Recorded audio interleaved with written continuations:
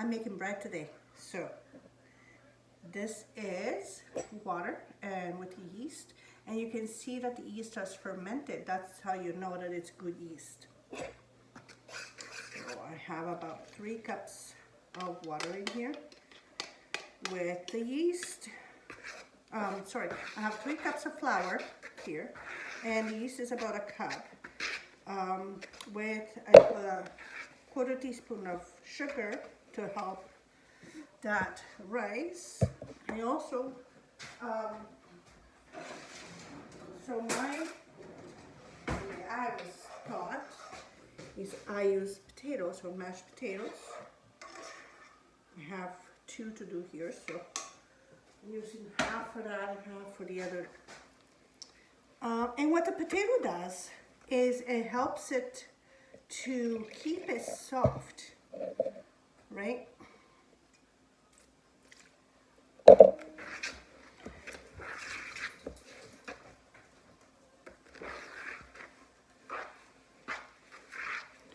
So we're gonna mix it till it becomes nice and incorporated everything.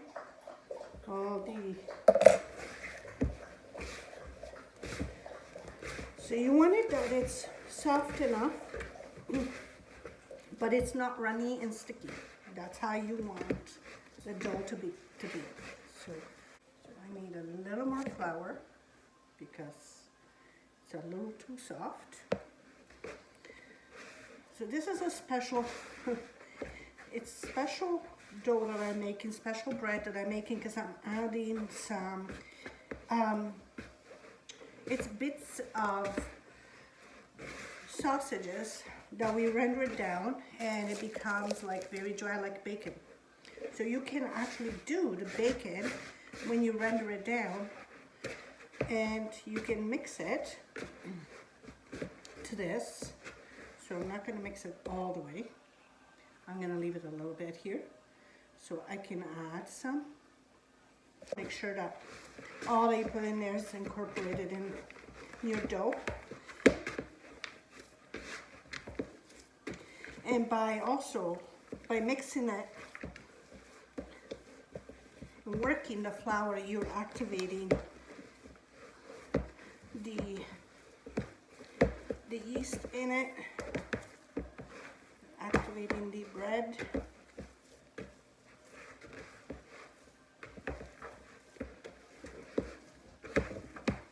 This is perfect. It's not too hard, it's not too soft, it's not too sticky. So once you have it all incorporated, you put it in a warm place, you cover it up with foil paper. I put foil paper on it. You can put a lid on it. If you have Tupperware that has a lid, you can put a lid on it, and you can keep it in a warm place for about 3 hours, 2.5, 3 hours. Depends how much dough you make. This is about 3 cups, so we'll make about 3 to 4 loaves, small loaves. Once it's risen, you open it up, you punch it down again, you shape it up, and you let it rest for another hour. And that way it rises again, it shapes properly to the shape that you want it. And once it's risen again after an hour, that the second rise, then you bake it. I bake it at 425.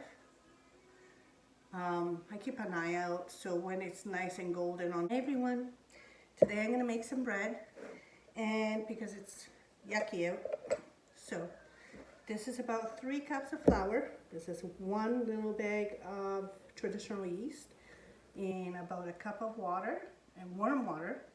And so see how you know how the yeast is good? It has rinsed all the foam.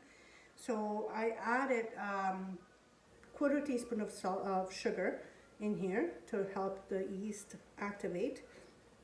And at the end, once it's all risen, I also added a teaspoon of olive oil, so that helps it to amalgamate.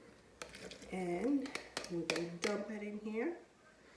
I'm going to add some mashed potato. I boil these potatoes and I add them to, so the potatoes, what it does, it helps the dough stay nice and soft.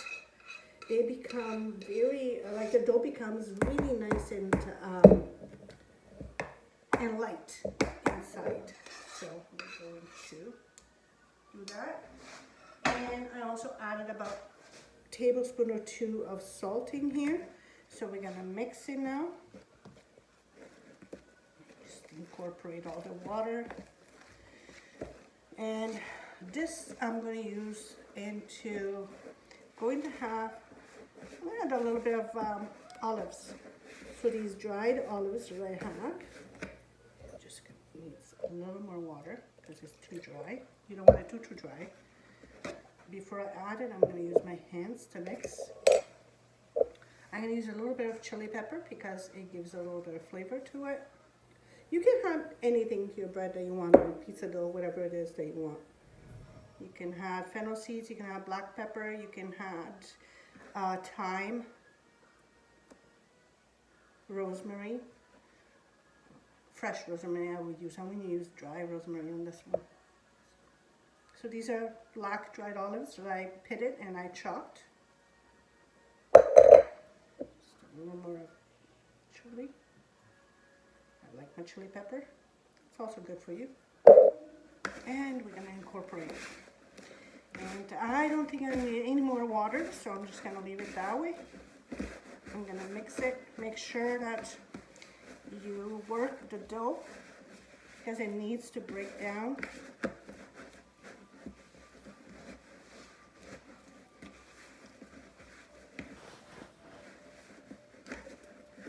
Got my crew watching me.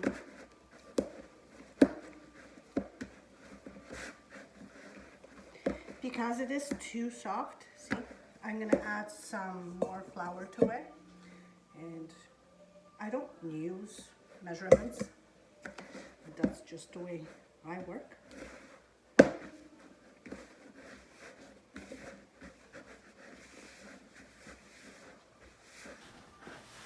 See, once you work it nice and nice.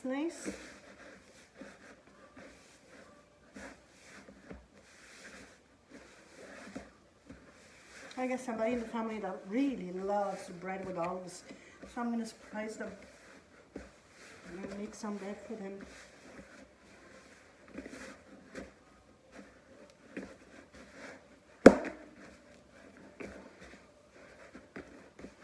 Okay, once it's all mixed nice like this, see it's not sticky anymore. It's still a little sticky, but you don't want it. You want it almost like a Play-Doh kind of thing. Once it's done, I usually cellophane on top. See, it's beautiful like that. I cellophane it and I let it rest for about 3 hours. Then I punch it down again and I shape it to the way I want it, whatever I want. Buns or bread. I shape it, put it in the tray, cover it up again for about another hour. Let it rise again. Once it's risen again, then I bake it about 425 and to the desired color.